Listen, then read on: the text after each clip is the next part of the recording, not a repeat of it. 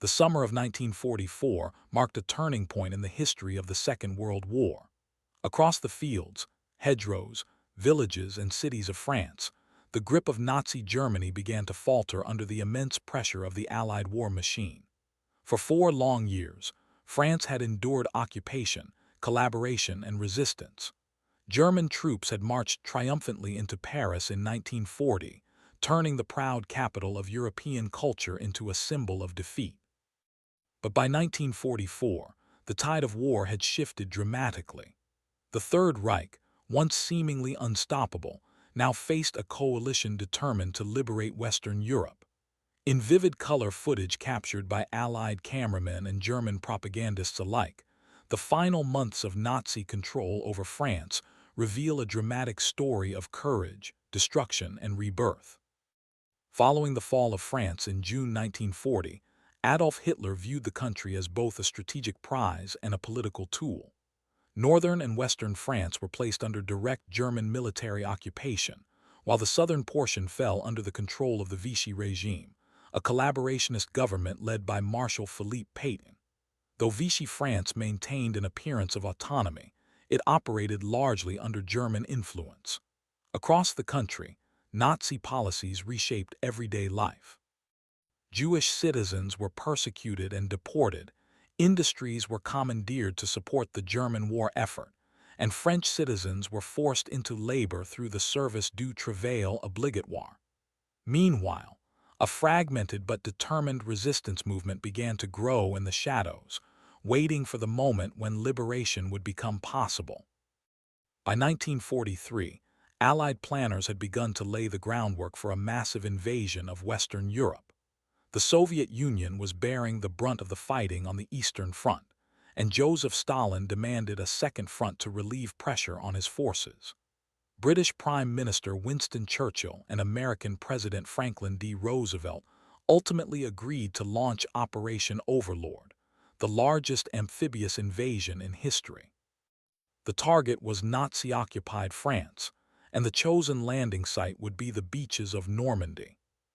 Preparation for the invasion required meticulous planning, deception, and coordination on an unprecedented scale. Allied intelligence agencies orchestrated elaborate misinformation campaigns designed to convince German commanders that the invasion would occur at Pas-de-Calais, the narrowest point between Britain and France. Inflatable tanks, fake radio transmissions, and phantom armies were used to reinforce this illusion. German High Command, influenced by these deceptive signals, deployed significant defensive forces away from Normandy, unknowingly weakening the very area that would soon become the focal point of liberation. In the early hours of June 6, 1944, the liberation of France began. Under cover of darkness, thousands of Allied paratroopers descended into the French countryside behind German lines. American airborne divisions landed near Saint-Miraglais, while British and Canadian paratroopers secured key bridges and roadways further east. The drops were chaotic and scattered, with many soldiers landing far from their designated zones. Yet despite confusion and heavy casualties, these airborne troops succeeded in disrupting German communications and delaying reinforcements. As dawn broke over the English Channel, an armada unlike any in history approached the Normandy coast. Nearly 7,000 ships carried over 150,000 Allied troops toward 5 designated landing beaches: Utah, Omaha, Gold, Juno, and Sword. German coastal defenses, fortified under Field Marshal Erwin Rommel's direction, bristled with artillery, bunkers, and machine gun nests. The Atlantic Wall, Hitler's ambitious defensive barrier, was intended to repel any invasion attempt. Yet the scale and determination of the Allied assault would soon put those defenses to the ultimate test. The landings at Utah Beach proceeded with relatively limited resistance. American forces encountered fewer German defenders than expected, partly due to navigational errors that placed troops in a less heavily fortified area. By midday, they had secured the beachhead and linked up with airborne units inland. The success at Utah demonstrated how planning, combined with a degree of fortunate miscalculation, could dramatically influence battlefield outcomes. Omaha Beach, however, told a far darker story. American troops landing there faced well-prepared German defenses positioned atop steep bluffs overlooking the shoreline. As landing craft approached, soldiers were met with devastating machine gun fire and artillery bombardment. Many troops were killed before even reaching the sand. For hours, chaos and carnage dominated the beach. Yet through extraordinary acts of bravery, small groups of soldiers managed to scale the cliffs, neutralize defensive positions, and slowly push inland. By the end of the day, Omaha had been secured at an enormous cost, becoming one of the most harrowing episodes of the Liberation Campaign. British and Canadian forces landing at Gold, Juno, and Sword Beaches faced fierce resistance, but achieved significant progress. Canadian troops at Juno overcame heavily defended strongpoints and advanced further inland than any other Allied force on D-Day. British troops captured key towns and established vital supply routes, setting the stage for a broader advance into France. The success of the Normandy landings marked the beginning of a prolonged and brutal campaign across the French countryside.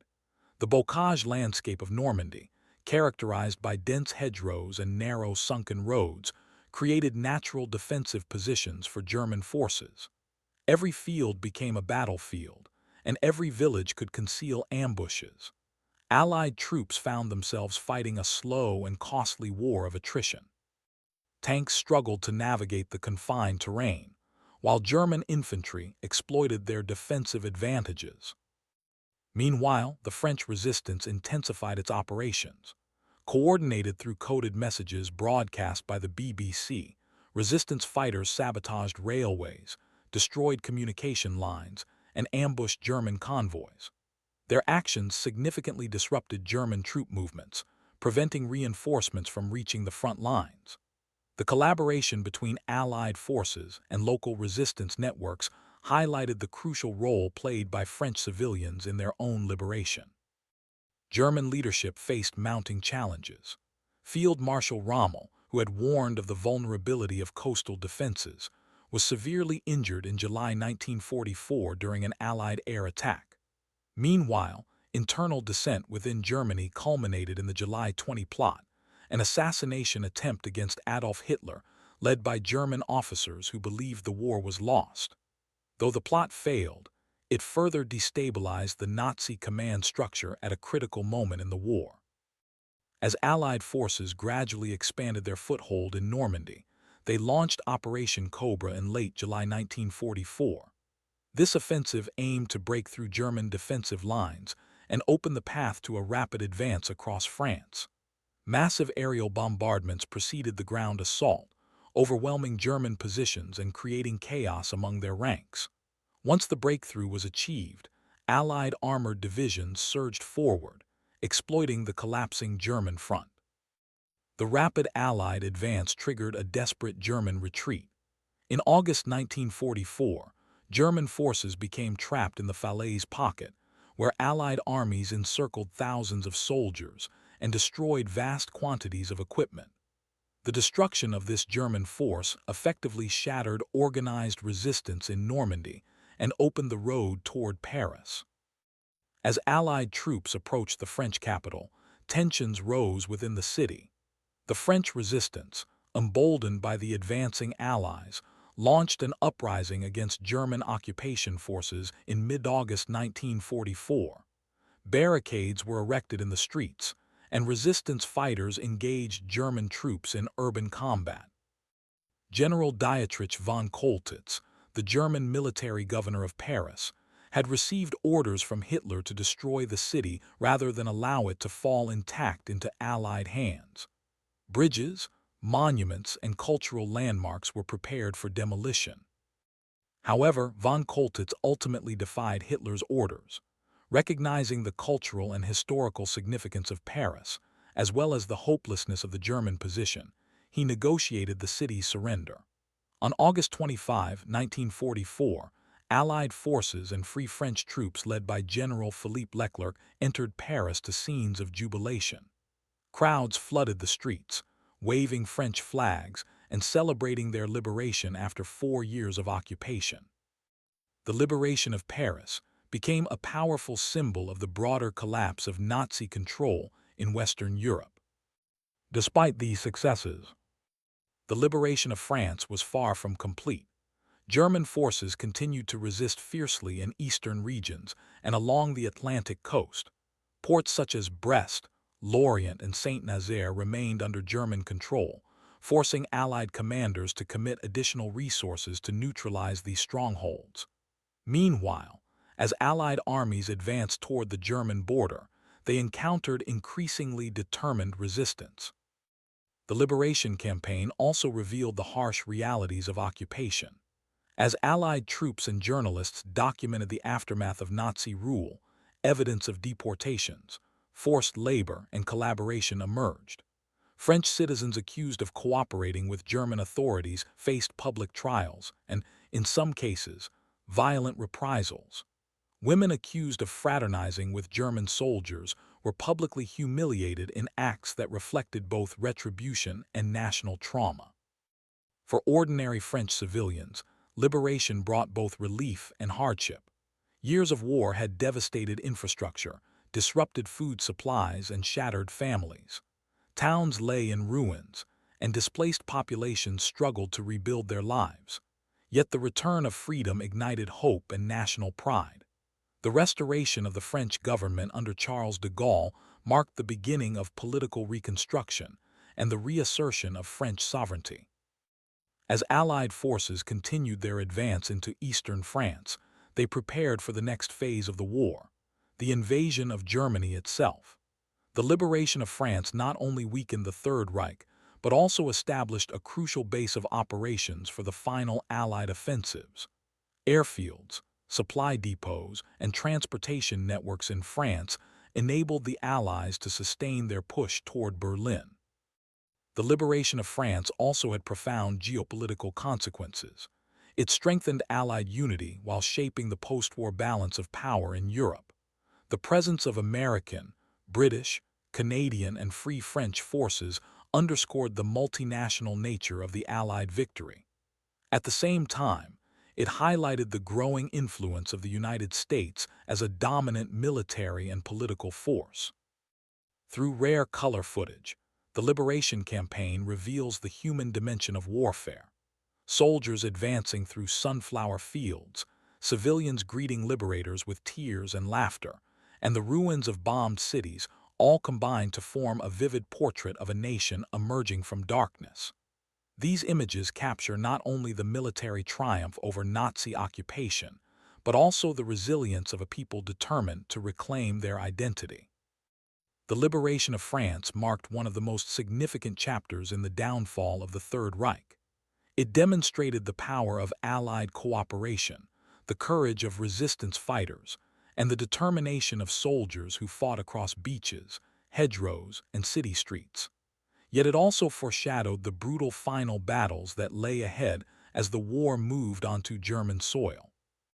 As the Allied advance surged beyond Paris in late August 1944, the strategic landscape of Western Europe shifted dramatically.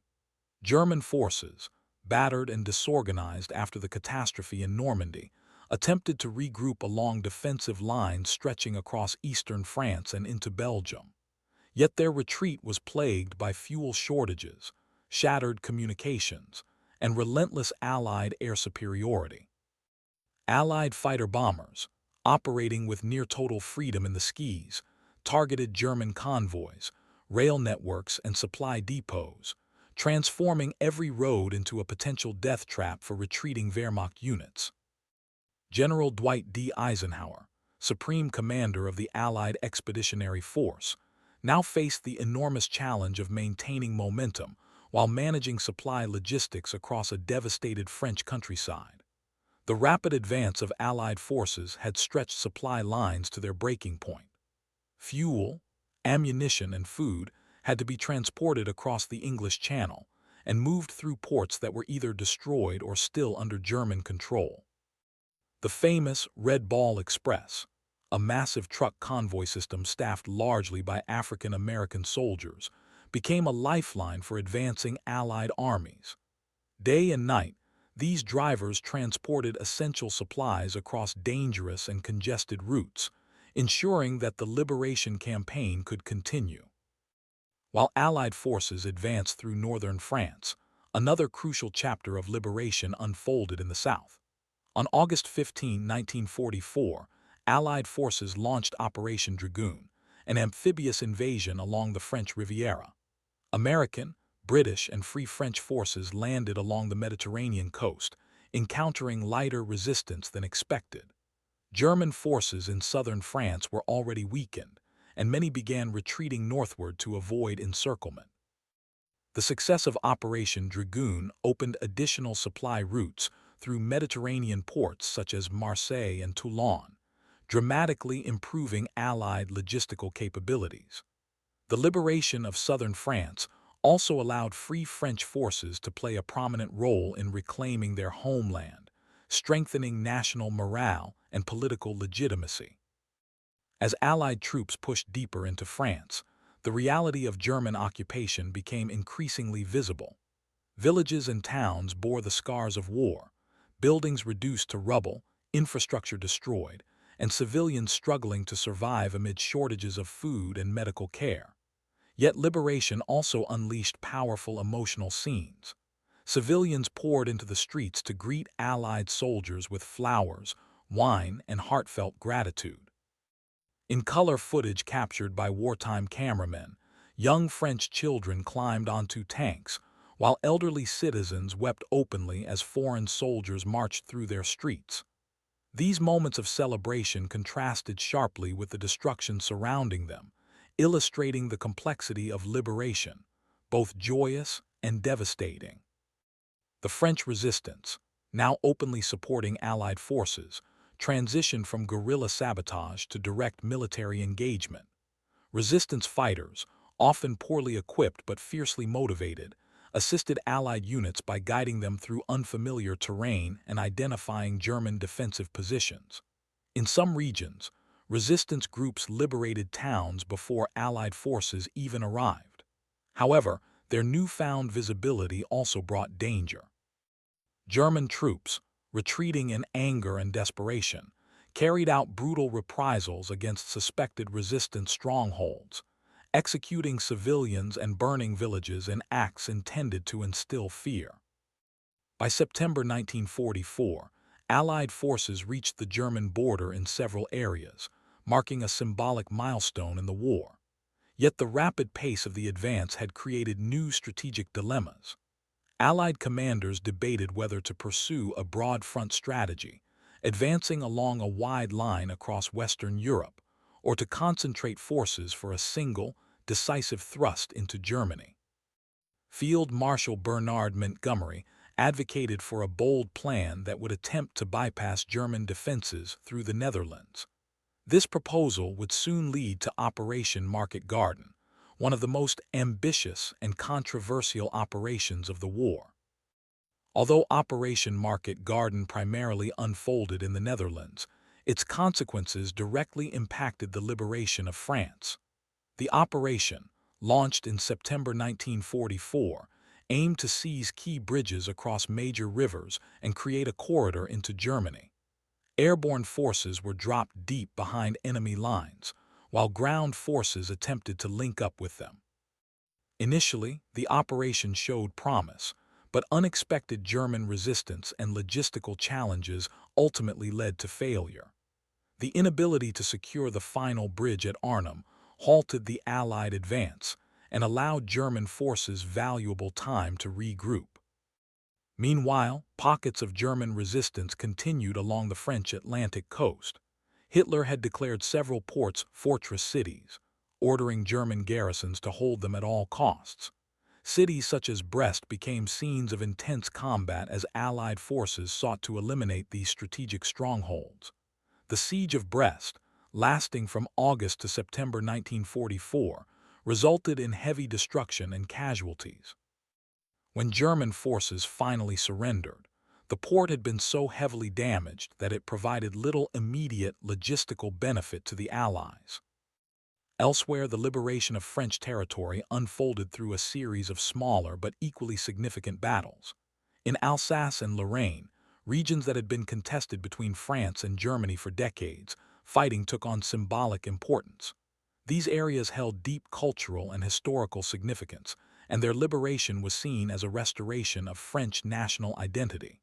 German forces, aware of this symbolic value, fought fiercely to retain control.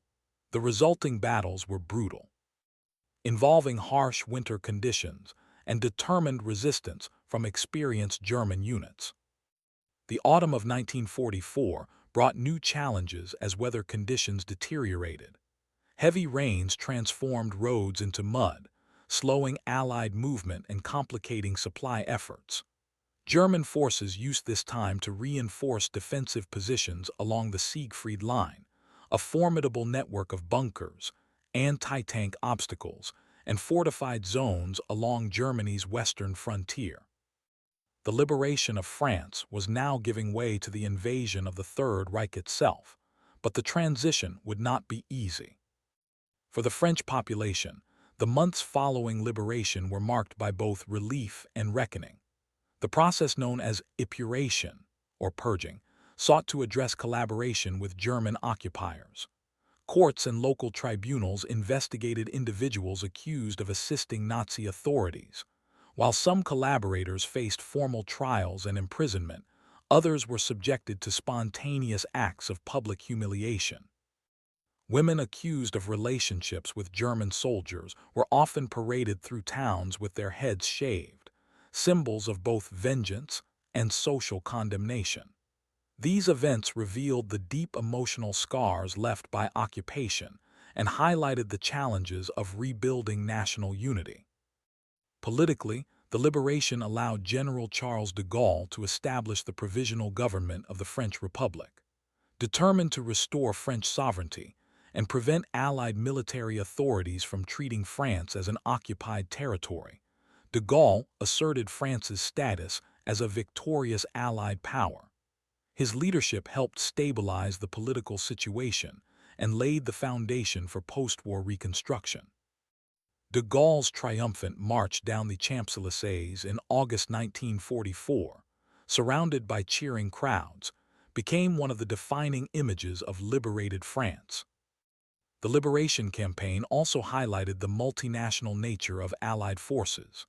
American, British, Canadian, Polish, and Free French units fought side by side, supported by soldiers from across the British Empire, including troops from Australia, New Zealand, India, and Africa. Their combined efforts underscored the global scale of the war and demonstrated the cooperation required to defeat Nazi Germany. Throughout this period, Allied air power continued to play a decisive role. Strategic bombing campaigns targeted German infrastructure, factories, and transportation networks across occupied Europe. Tactical air support assisted ground troops, destroying enemy strongpoints and disrupting troop movements. The near-total Allied control of the skies severely limited German ability to coordinate counterattacks, contributing significantly to the liberation of French territory. Despite Allied successes, the war's human cost remained staggering. Casualties mounted on all sides, and civilian populations often bore the brunt of combat. Entire towns were reduced to rubble during bombardments intended to weaken German defenses. The liberation of France was not a clean or simple process. It was a brutal struggle that required immense sacrifice from soldiers and civilians alike. By late 1944, nearly all of France had been liberated, though isolated German garrisons continued to hold out along the Atlantic coast until the final months of the war. The country, though free from Nazi occupation, faced the monumental task of rebuilding its infrastructure, economy, and political institutions. Railways and bridges had to be reconstructed, industries revitalized, and millions of displaced people resettled. The scars of war would linger for years, but liberation marked the beginning of a new chapter in French history. In color footage from this period, the transformation of France is vividly apparent. Scenes of destroyed cities gradually give way to images of reconstruction and celebration. markets reopen, schools resume classes, and cultural life begins to flourish once more. These images capture the resilience of a nation determined to rise from the devastation of war. As Allied forces prepared to cross into Germany, the liberation of France stood as both a military triumph and a powerful symbol of resistance against tyranny. The campaign demonstrated that the Third Reich, once dominant across Europe, was now in retreat on all fronts. For millions of Europeans, the liberation of France signaled that the end of Nazi rule was no longer a distant hope but an approaching reality. Yet even as celebrations echoed across liberated towns and cities, the war was far from over. German forces, though weakened, remained capable of launching desperate counterattacks. The final battles of the European war would prove to be among the most brutal and costly. But the liberation of France had fundamentally altered the course of history, ensuring that the Allied path to victory would lead inexorably toward the heart of the Third Reich. As winter approached in late 1944, the liberation of France entered its final and most precarious phase. While the vast majority of French territory had been freed from German occupation, the fragile stability of Western Europe was soon threatened by one last desperate gamble from Adolf Hitler. Determined to split the Allied alliance and reclaim the initiative, German High Command began planning a massive counteroffensive through the Ardennes forest, a region straddling Belgium, Luxembourg, and northeastern France. The offensive, which would later become known as the Battle of the Bulge, would test Allied resolve and momentarily cast doubt over the hard-won liberation of France.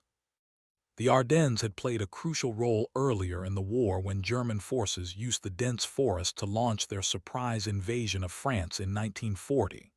Now, Hitler hoped to repeat that success by exploiting what he perceived as a weakly defended Allied sector. The German plan aimed to drive a wedge between American and British forces, capture the vital port of Antwerp, and force the Western Allies into negotiating peace. If successful, Germany could redirect its full military strength toward the advancing Soviet forces on the Eastern Front. In the early morning hours of December 16, 1944, German artillery erupted across the snow-covered Ardennes, signaling the start of the offensive. Thick fog and harsh winter weather grounded Allied aircraft, allowing German troops and tanks to advance with relative freedom. American units stationed in the region, many of them inexperienced or recovering from earlier battles, were caught off guard. German armored columns surged forward, creating a large bulge in the Allied defensive line, giving the battle its name. The German offensive threatened not only Allied military positions, but also newly liberated French communities near the front lines. Civilians who had only recently celebrated liberation once again found themselves trapped in the chaos of war. Towns such as Bastogne became focal points of fierce combat. American paratroopers from the 101st Airborne Division were surrounded by German forces in Bastogne, enduring freezing temperatures, dwindling supplies, and constant bombardment. Despite overwhelming pressure, the defenders refused to surrender. Their stubborn resistance delayed German advances and bought crucial time for Allied reinforcements. As weather conditions improved, Allied air power returned with devastating effect. Fighter bombers attacked German supply lines, destroying fuel convoys and isolating advancing units. German forces, already suffering from severe fuel shortages, found themselves stranded and vulnerable. The offensive gradually lost momentum, and by January 1945, Allied counterattacks forced German troops into retreat. The failure of the Ardennes offensive marked Germany's final major attempt to reverse the course of the war in Western Europe. For France, the Battle of the Bulge represented the last significant threat to its liberation. Although fighting spilled across northeastern regions, the resilience of Allied forces ensured that German troops would never again regain control over French territory. The liberation of France was now secure, but the cost had been immense. Entire communities in eastern France had been devastated by renewed combat, and thousands of civilians were displaced once again. As Allied armies prepared for the final push into Germany, France became a critical staging ground for the invasion of the Third Reich. Vast networks of airfields, supply depots, and transportation hubs were constructed across the country. French railways, many of which had been sabotaged during resistance operations, were rapidly repaired to support Allied logistics.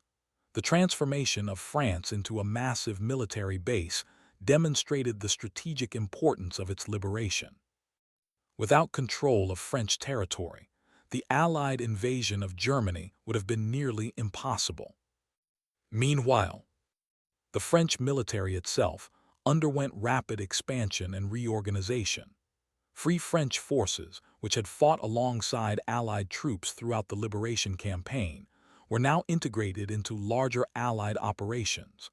Under General Jean de Latter de Tassigny, French forces advanced through eastern France and into southwestern Germany, reclaiming territory that had been contested for generations. The participation of French troops in the final defeat of Nazi Germany reinforced France's status as a victorious Allied power and helped restore national pride. Beyond the battlefield, the liberation of France triggered profound social and political transformation. The collapse of the Vichy regime left a power vacuum that required immediate stabilization. The provisional government led by Charles de Gaulle focused on restoring democratic institutions while addressing the deep divisions created by occupation and collaboration. Efforts were made to rebuild infrastructure, stabilize the economy, and re-establish public services.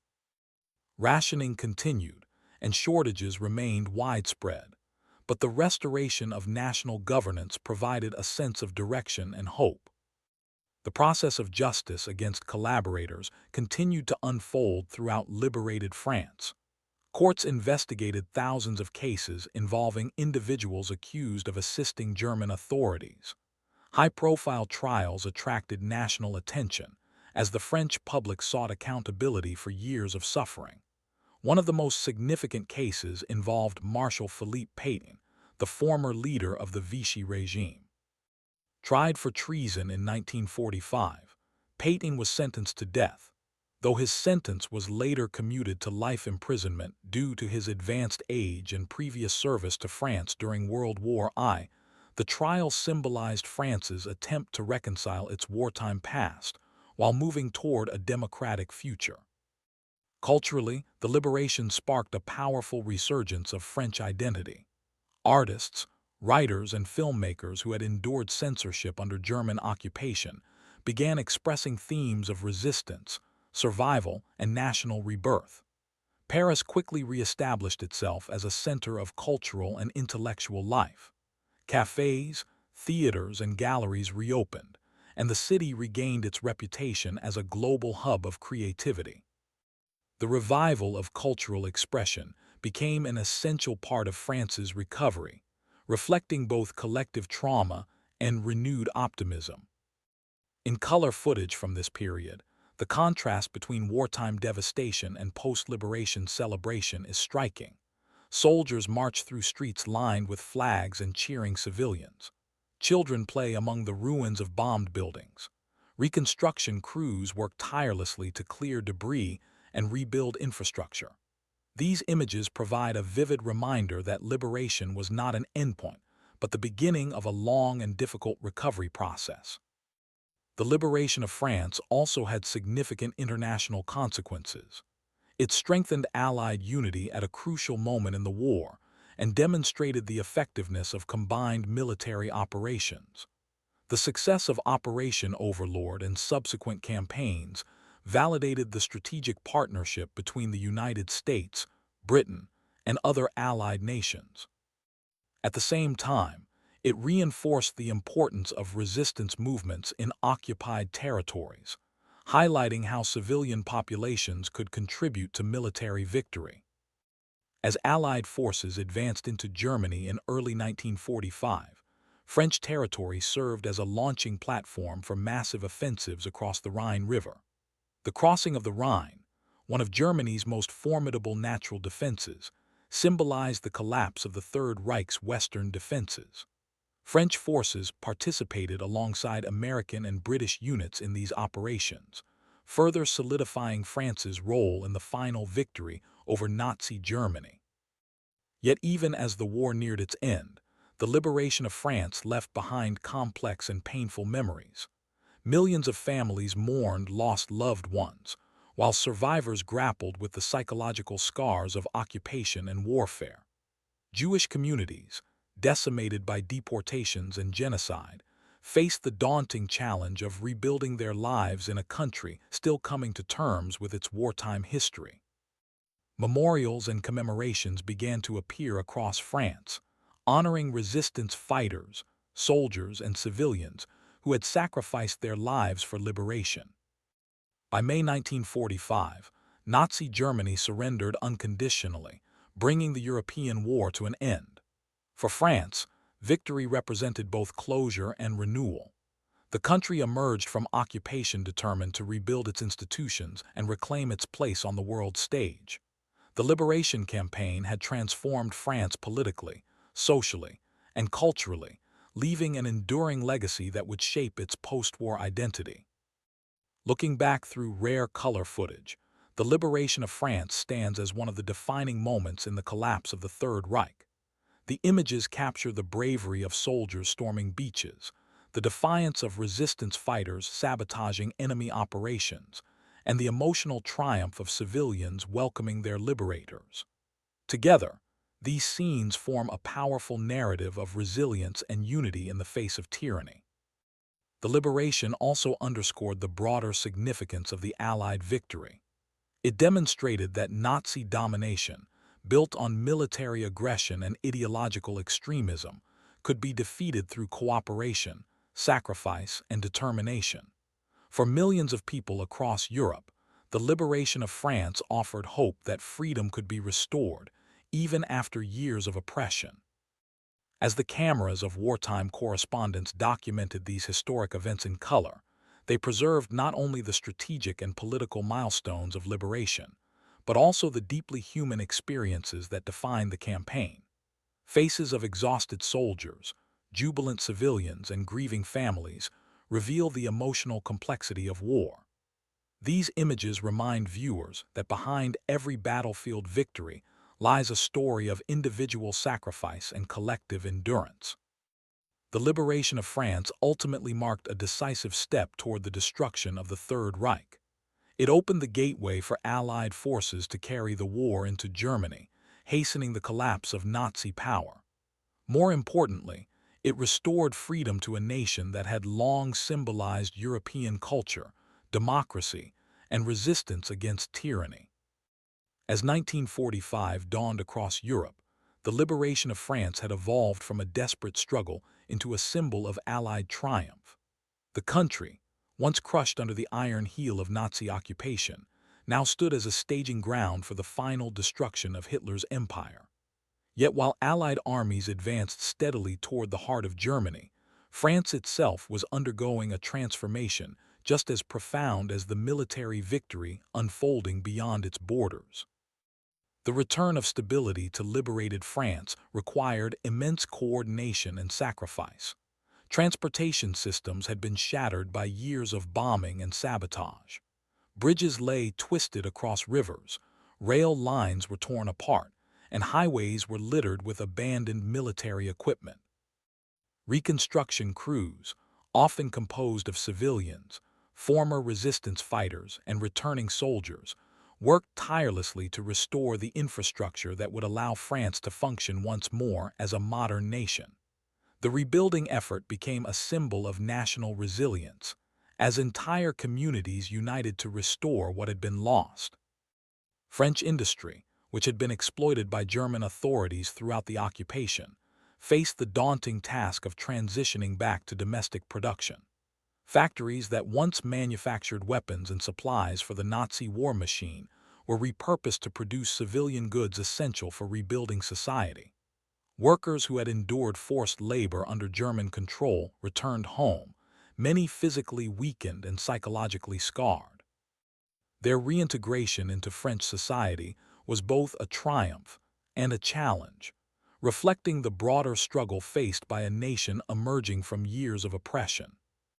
Meanwhile, the political reconstruction of France continued under Charles de Gaulle's leadership. Determined to restore democratic governance and prevent foreign domination, de Gaulle sought to unify a nation fractured by occupation and collaboration. His government worked to re-establish legal institutions, organize national elections, and implement reforms that would strengthen the French Republic. These efforts were not without controversy, as political divisions and ideological conflicts resurfaced in the wake of liberation. Yet the shared experience of occupation created a powerful sense of collective identity that helped France navigate its uncertain post-war future. The liberation of France also reshaped the nation's relationship with its colonial territories. French soldiers from North and West Africa, as well as other colonial regions, had played vital roles in the liberation campaign.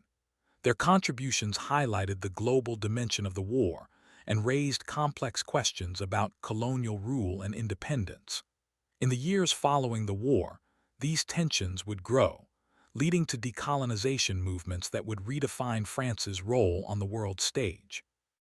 Across the French countryside, memorials began to appear, honoring the sacrifices made during the liberation.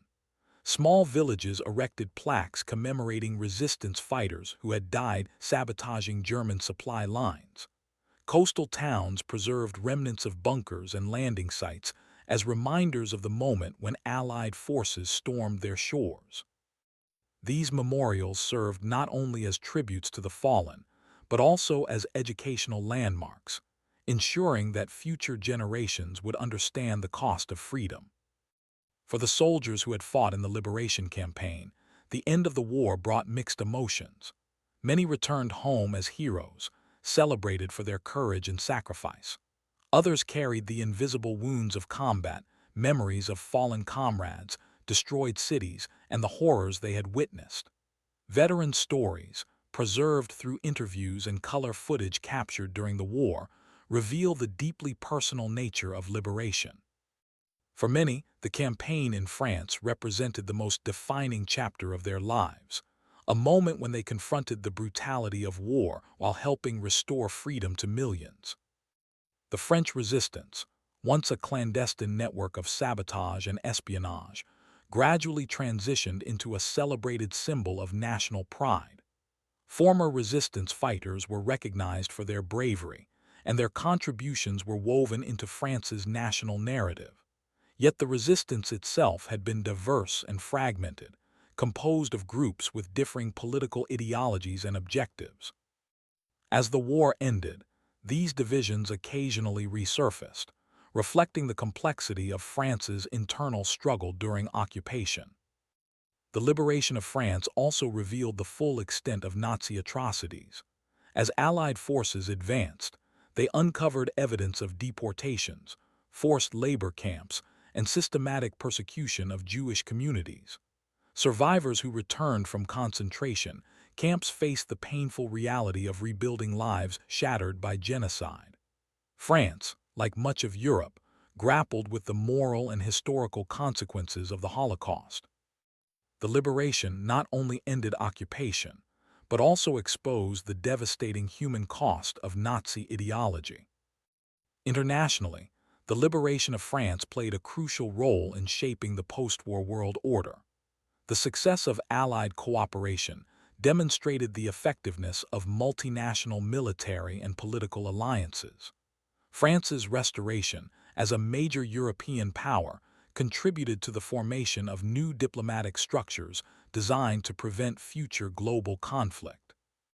The country would become a founding member of international organizations such as the United Nations, reflecting its renewed commitment to global stability and cooperation. As Europe began to rebuild, color footage from liberated France captured scenes of everyday life slowly returning to normal. Markets reopened, farmers returned to their fields, and children resumed attending school. Weddings, festivals, and public celebrations symbolized a society reclaiming its cultural identity after years of suppression. These images offered a powerful contrast to the devastation of war, illustrating the resilience of the human spirit. Yet the scars of occupation remained deeply embedded in the French landscape. Entire neighborhoods had been destroyed, leaving families homeless and communities fragmented. The process of reconstruction would take decades, requiring enormous economic and social effort. International assistance, including American financial support through programs such as the Marshall Plan, would play a crucial role in helping France rebuild its economy and infrastructure in the years following the war. The Liberation Campaign also influenced military strategy and warfare doctrine for generations to come. Operation Overlord demonstrated the effectiveness of combined land, sea, and air operations on an unprecedented scale. The lessons learned from the liberation of France would shape military planning during the Cold War and beyond, reinforcing the importance of coordination, intelligence, and technological innovation in modern warfare. As historians and filmmakers later examined color footage from the liberation, they discovered a uniquely vivid record of history. Unlike black and white imagery, color film captured the emotional and visual reality of war with remarkable clarity.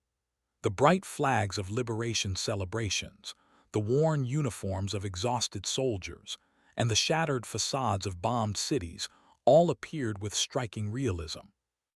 These images allowed future generations to connect with history in a deeply personal way, bridging the gap between past and present.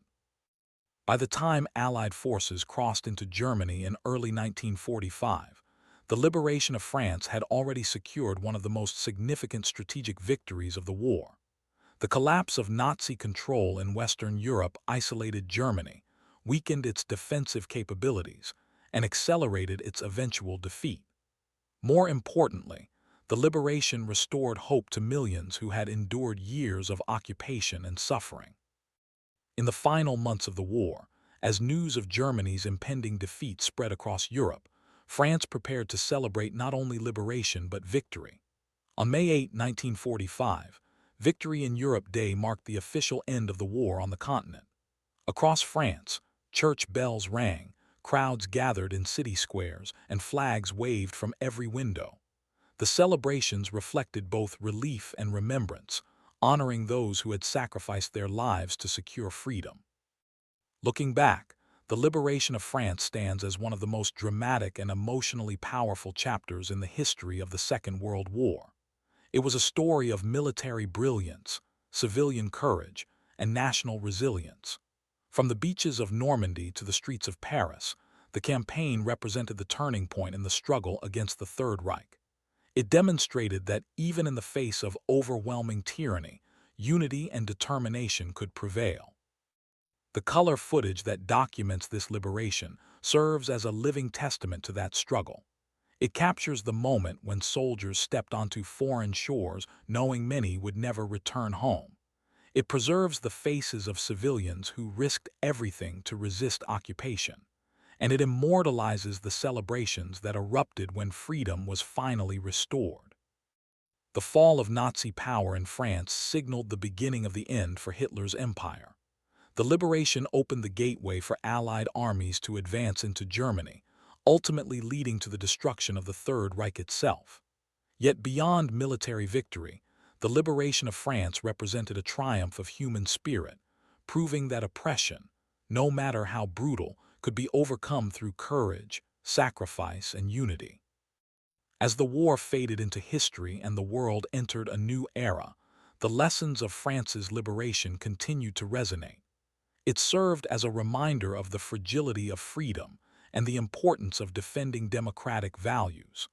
The legacy of those who fought and died during the liberation remains etched into the collective memory of France and the world. In the vivid colors preserved by wartime cameras, the story of France's liberation endures, not as distant history, but as a powerful reminder of what humanity can achieve when faced with darkness. The images tell a story of destruction and rebirth, of despair and hope, and ultimately of a nation rising from occupation to reclaim its destiny. The liberation of France was not simply a military campaign. It was the restoration of a people's identity, the revival of a culture, and the reaffirmation of freedom as a universal ideal. And in the broader story of the Second World War, it remains one of the defining moments that led to the downfall of the Third Reich and the reshaping of the modern world.